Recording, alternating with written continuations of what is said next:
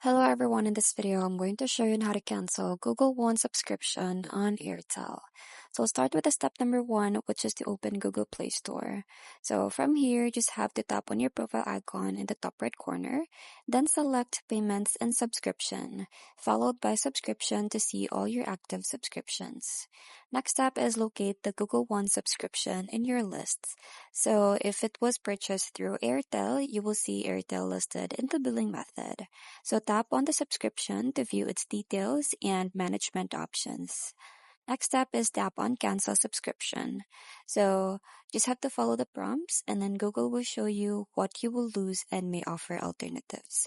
So you just have to confirm your cancellation when ready so your benefits continue until the end of the billing period.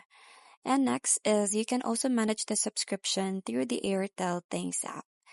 So you just have to open the application, go to the manage subscriptions, and find Google One in your active subscriptions. So this gives you another way to cancel if needed.